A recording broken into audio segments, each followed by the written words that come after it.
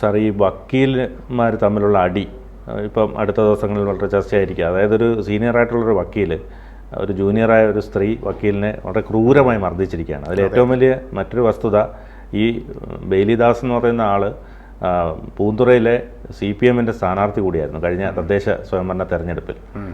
അതുമാത്രമല്ല ബാർ കൗൺസിലൊക്കെ ഒരു ഗുണ്ട സെറ്റപ്പിലേക്ക് മാറുകയാണ്. അതായത് ഇയാളെ അറസ്റ്റ് ചെയ്യാൻ വരുമ്പോൾ ഇവർ കവചം തീർത്ത് നിൽക്കുകയാണ്. ഇതെന്ത് സന്ദേശമാണ് സമൂഹത്തിന് കൊടുക്കുന്നത്?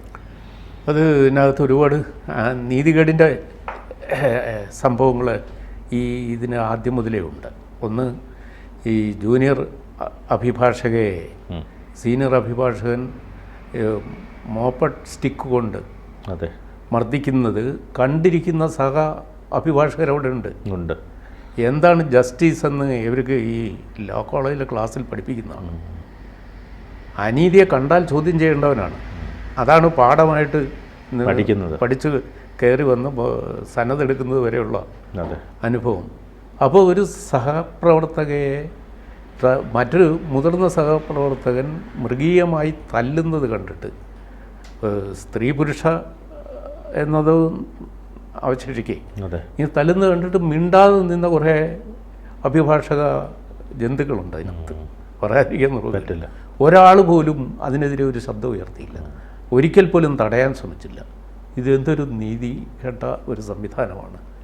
എന്നിട്ട് അയാളെ അറസ്റ്റ് ആ സ്ത്രീക്ക് കന്നമ്പുളകെ അടികിട്ടി, കണ്ണിനും താടിയെല്ലിനും കേടുപറ്റി, അവർ ചികിത്സ തേടി പോകുമ്പോൾ ഇയാളെ രക്ഷപ്പെടുത്തി വിടുകയാണ് പോലീസിൽ നിന്ന്. അയാൾക്ക് കവചം തീർത്ത് കൊടുത്തിട്ട് പോലീസ് അറസ്റ്റ് ചെയ്യാതെ അയാളിപ്പോൾ ഒളിവിൽ കഴിയുന്നു. ഇതുവരെയും പിടിക്കപ്പെട്ടിട്ടില്ല. ജാമ്യമില്ലാ കുറ്റത്തിന് കേസെടുക്കപ്പെട്ട ഒരാളാണ്. അപ്പോൾ എന്നിട്ട് അവരെ നീതിയുടെ മുന്നിൽ ആ കുറ്റവാളിയെ കൊണ്ടുവരുന്നതിനെ എതിർക്കുന്നതും അഭിഭാഷകർ സംഘടിതരായിട്ടാണ്. ഈ അഭിഭാഷകരാണ് എറണാകുളത്ത് പത്രപ്രവർത്തകരുമായിട്ട് നേരിട്ട് തെരുവ് യുദ്ധം നടത്താതെ. ഇന്നും ഒരു അഭിഭാഷകനും കേരളത്തിലെ അഭിഭാഷകനും മാധ്യമപ്രവർത്തകരെ കണ്ടുകൂടാ. അപ്പോൾ അത് പോകട്ടെ, മാധ്യമപ്രവർത്തകരെല്ലാം ദിവ്യന്മാരാണെന്ന് സ്ഥാപിക്കാൻ വേണ്ടി പറയുകയല്ല. പക്ഷേ അഭിഭാഷകൻ്റെ ഓഫീസിൽ ഇതുപോലെ സ്ത്രീവിരുദ്ധവും ക്രൂരവുമായ ഒരു കയ്യേറ്റം നടന്നിട്ട് അതിനും സംരക്ഷണ കവചവും ഒരുക്കുന്ന ഒരു സംഘടിത സംവിധാനമാണ് കേരളത്തിലെ അഭിഭാഷകരുടേതെങ്കിൽ ഈ അഭിഭാഷകരെ കുറിച്ച് ഈ സമൂഹത്തിന് യാതൊരു മതിപ്പുണ്ടാവില്ല. സാധാരണക്കാരുടെ ഒരു അവസാന ആശ്രയമാണ് കോടതി. അപ്പോൾ കോടതിയിൽ നമുക്ക് നീതി നേടിത്തരേണ്ടവർ തന്നെ ഇത്തരത്തിൽ പെരുമാറുമ്പോൾ അത് വല്ലാത്ത ഭയാനകമായ ഒരവസ്ഥയിലേക്കാണ് കാര്യങ്ങൾ. അതെ, ഞാൻ നേരത്തെ പറഞ്ഞത് ഈ എന്താണ് ജസ്റ്റിസ്, എന്താണ് ഇൻജസ്റ്റിസ് എന്നുള്ള ഒരു ക്ലാസ് എടുക്കുന്ന ഒരു വീഡിയോ വളരെ ഗംഭീരമായി പറഞ്ഞിരിക്കുന്നു. ഒരു അന്താരാഷ്ട്ര തലത്തിലെടുത്തതാണ്.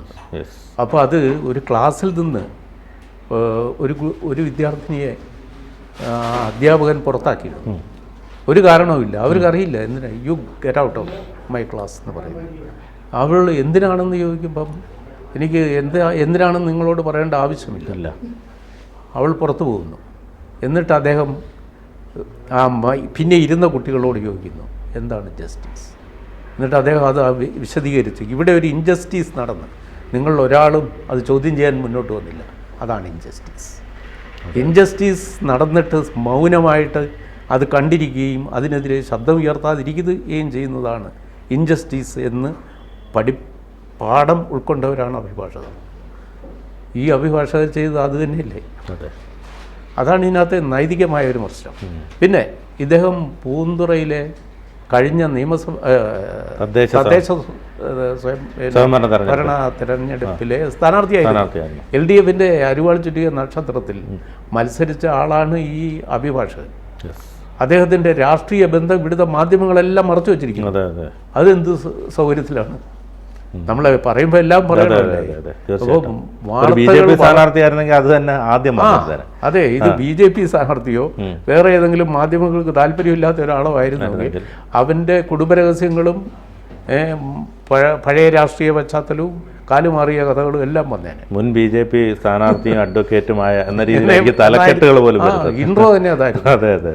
അപ്പോൾ ഈ കാര്യം 2 ദിവസമായിട്ട് ഇദ്ദേഹം ഇടതുപക്ഷത്തിൻ്റെ സ്ഥാനാർത്ഥിയായി മത്സരിച്ച ഒരാളാണ് എന്ന കാര്യം മറച്ചു വച്ചിരിക്കുന്നു. എന്നിട്ട് ഇന്ന് ആ ഇരയായ ശ്യാമിലി എന്ന അഡ്വക്കേറ്റ് വനിതയെ P. രാജീവ് മന്ത്രി സന്ദർശിച്ചു. വി ജോയി MLA എന്ന തിരുവനന്തപുരം ജില്ലാ സെക്രട്ടറി, CPMൻ്റെ ജില്ലാ സെക്രട്ടറി, ഇവരൊക്കെ ചെന്ന് കണ്ട് സ്വാന്തനപ്പെടുത്തുന്നു. ഇവരെ ആശുപത്രിയിൽ കൊണ്ടുപോയത് ജില്ലാ പ്ലീഡറായ ഒരു ലേഡിയാണ്. അവരൊക്കെ CPMൻ്റെ സഹയാത്രികരാണ്. അപ്പോൾ ഇതിനകത്തെ അക്രമകാരിയും ഈ ഇരയുമൊക്കെ CPMന് വളരെ വേണ്ടപ്പെട്ടവരാണ്.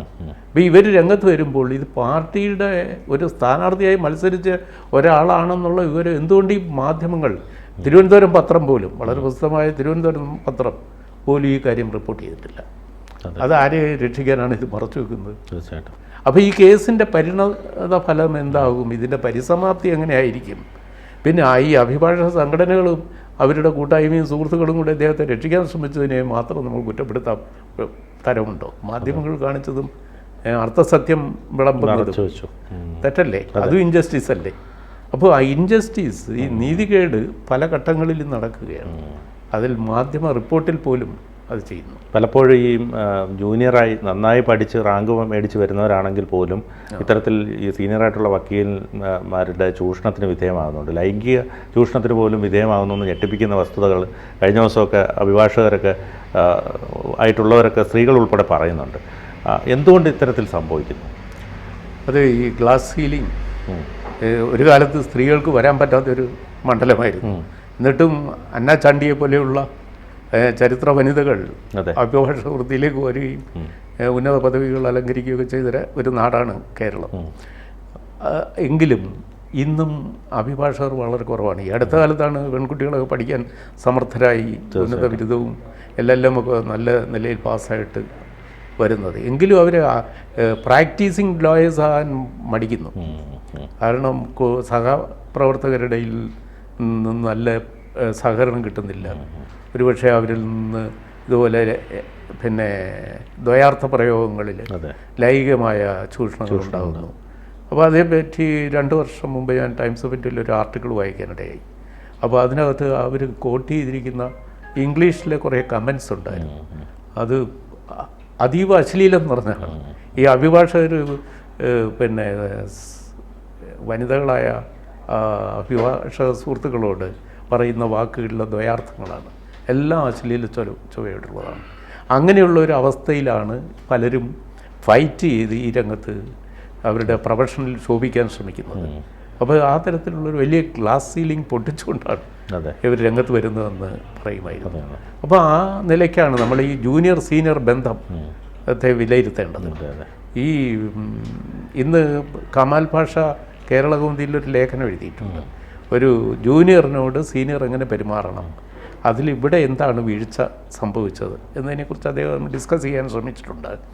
അപ്പോൾ നമ്മൾക്ക് വീട്ടിൽ നിന്നൊക്കെ പഠിച്ചിട്ട് പിന്നെ അഭിഭാഷകരാകാൻ വരുന്ന വനിതകളുള്ള എന്ത് സേഫ്റ്റി ഫീലിങ്സിൽ നമുക്ക് പറഞ്ഞ ഒരു ജൂനിയർ എന്ന നിലയിൽ ഒരു സീനിയറിൻ്റെ അടുത്ത് കൊണ്ടുപോയി പരിചയപ്പെടുത്താൻ പറ്റും? എങ്ങനെ വിശ്വസിച്ച് ചെയ്യാൻ പറ്റും? അപ്പോൾ അതൊക്കെ ഒരു വലിയ ചോദ്യചിഹ്നമാണ്.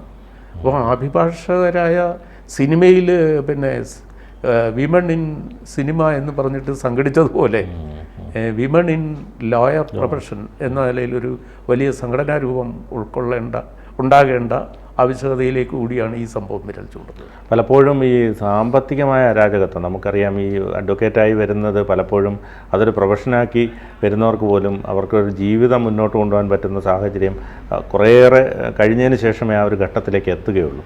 അതുകൊണ്ട് തന്നെ പലരും ചെയ്യാറുള്ളത് ഇത്തരത്തിൽ സ്ഥാനാർത്ഥികളായിട്ടുള്ളവർ അല്ലെങ്കിൽ ഒരു റിച്ചായിട്ടുള്ളവർ അങ്ങനെയുള്ളവരൊരു പേരിന് വേണ്ടി പേരിനൊപ്പം വെക്കാൻ വേണ്ടി ഉപയോഗിക്കുന്ന ഒരു പ്രൊഫഷനായി ഇത് മാറിക്കൊണ്ടിരിക്കുന്നത്. അതായത് സാമ്പത്തിക അരാജകത്വമാണ് ഇതിനെ പിന്നോട്ടടിക്കുന്നതെന്ന് തോന്നുന്നു അല്ലേ? ആ കാലം മാറി. ബിനു പറഞ്ഞത് ഒരു 20 വർഷം മുമ്പുള്ള അവസ്ഥയാണ്. ലോയറാകാൻ പിന്നെ മടിച്ചത് അതൊരു ഇമ്മീഡിയറ്റ്ലി ഏണിങ് പ്രൊഫഷൻ അല്ലാത്തത് കൊണ്ടാണ്. കാരണം വേറെ കാലം ഒരു സീനിയറിൻ്റെ അടിമയെ പോലെ കേസുകൾ പഠിച്ചെന്ന് പറഞ്ഞിട്ട് അവിടെ കിടന്ന് വേതനമില്ലാതെ ജോലി എടുക്കേണ്ടത്. കേസില്ല ഫീസില്ലാത്ത ഒരവസ്ഥയുണ്ട്. പിന്നെ കേസുണ്ട് ഫീസില്ലാത്ത ഒരവസ്ഥയുണ്ട്. പിന്നെ കേസുമുണ്ട് ഫീസും ഉണ്ട് എന്നൊരവസ്ഥയുണ്ട്. പിന്നെ അവസാനം വലിയ സീനിയർ പോസ്റ്റ് ആകുമ്പം ഫീസുണ്ട് കേസില്ല എന്നൊരവസ്ഥ. ഇത് അഭിഭാഷക വൃത്തത്തിലെ 4 ഘട്ടങ്ങളാണ്. അപ്പോൾ ഇന്ന് ആ അവസ്ഥ മാറി. ഇന്ന് ഏറ്റവും ഫ്രഷായിട്ട് ഇറങ്ങുന്ന ആളുകൾക്ക് പോലും അഭിഭാഷകരായിട്ട് കമ്പനികൾ ലോയേഴ്സിനെ റിക്രൂട്ട് ചെയ്യുന്നുണ്ട്. ബോംബെയിലും കൊച്ചിയിലും ഒക്കെ ധാരാളമുണ്ട്. ഫ്രഷ് പിന്നെ ലോയർ ഗ്രാജുവേറ്റ്സിനെ റിക്രൂട്ട് ചെയ്യുന്ന, അവർക്ക് കൃത്യമായ സാലറിയാണ്. ഇതുപോലെ കേസ് വാദിച്ച് ഫീസല്ല, കൃത്യമായി സാലറി കൊടുക്കുന്ന ലോയർ ഫേമുകളും ഉണ്ട്, അല്ലാതെ കമ്പനികളും ഉണ്ട്. പിന്നെ ഈ ഇൻ്റർനാഷണൽ ലോ ഒക്കെ വന്നു കഴിഞ്ഞപ്പോൾ ഏതെങ്കിലും ഒരു ഏരിയയിൽ സ്പെഷ്യലൈസ് ചെയ്താൽ ഭയങ്കരമായ ഫീസ് കിട്ടും. അതുകൊണ്ട് ഇന്ന് ജൂനിയർ അഡ്വക്കേറ്റ്സ് ഒന്നും വെറുതെ ഇരിക്കുന്നില്ല. പിന്നെ അഭിഭാഷകർക്ക് ഗവൺമെൻറ് പ്രാക്ടീസിങ് അലവൻസ് കൊടുക്കുന്നുണ്ട്. അത് ഒരു മീഗർ എമൗണ്ട് ആണെങ്കിലും. പിന്നെ ഈ കമ്മീഷനുകൾക്ക് പോകുന്നതെല്ലാം ജൂനിയേഴ്സാണ്. അപ്പോൾ അത് നല്ല അഭിഭാഷകൻ്റെ കൂടെ വർക്ക് ചെയ്യുന്നവർക്ക് മിനിമം ഒരു 2-3 കമ്മീഷനിങ് കിട്ടിക്കഴിഞ്ഞാൽ അതിൻ്റെ അലവൻസും കിട്ടും. അത് കക്ഷികളിൽ നിന്ന് കിട്ടുന്നൊന്നും ചെറിയ ടിപ്പൊന്നും വേണ്ട, അല്ലാതെ തന്നെ അതിനൊരു നിശ്ചിത പിന്നെ എമൗണ്ട് ഉണ്ട്. അപ്പോൾ അതല്ല ഈ ജൂനിയേഴ്സിനാണ് കിട്ടുന്നത്. ഇപ്പോൾ ജൂനിയേഴ്സ് പണ്ടത്തെ പോലെ ഒരു പട്ടിണി പണിയല്ല, വേല ഉണ്ട്, കൂലിയില്ല, വേലയല്ല. അപ്പോൾ ഇപ്പോൾ അത് വളരെ ഏണിങ്, ആരംഭത്തിൽ തന്നെ നല്ല ഏണിങ് ഉള്ള, എനിക്ക് തന്നെ അറിയാം, അവിവാഹിതകളും അവിവാഹിതരുമായ ഒരുപാട് പേര്. അതേസമയത്ത് 25 വർഷം മുമ്പ് LLM പാസ്സായിട്ട് ജേർണലിസ്റ്റുകളാകാനായിട്ട് വന്ന ആളുകളുണ്ടായിരുന്നു.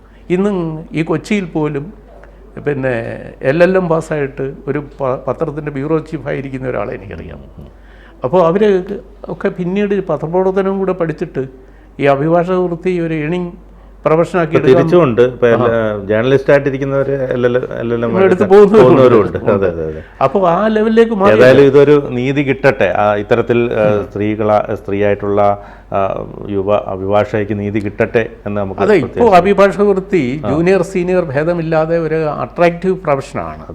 അത് ഡോക്ടേഴ്സ്, എൻജിനീയേഴ്സ്, അത് കഴിഞ്ഞ് CA, ലോയേഴ്സ്, ഈ ലെവലിൽ അതിന് ഒരു പ്രസ്റ്റീജിയസ് പ്രൊഫഷനാണ്. അത് 1-2 വർഷത്തെ ആദ്യത്തെ ചെറിയ വിഷയം ഉണ്ടായാൽ പോലും ത്രൈവ് ചെയ്യാൻ പോകുന്ന ശുഭപ്രതീക്ഷയുള്ള അവസ്ഥ ഇന്ന് ലോകത്തെങ്ങുമുണ്ട്. അപ്പോൾ അത് ഈ കേരളത്തിലുമുണ്ട്. പക്ഷേ ഇതുപോലെയുള്ള ഈ സംഭവങ്ങൾ, ഒരു ജൂനിയറിനെ ഒരു അടിമയെ പോലെ തല്ലിച്ചതയ്ക്കുന്ന അനുഭവങ്ങൾ ആവർത്തിക്കാതിരിക്കാൻ നോക്കണം. Thank you sir. കൂടുതൽ വാർത്തകളും വിശേഷങ്ങളും നിങ്ങളിലേക്ക് എത്താൻ ABC മലയാളം സബ്സ്ക്രൈബ് ചെയ്യുക, ബെൽ ബട്ടണും അമർത്തുക.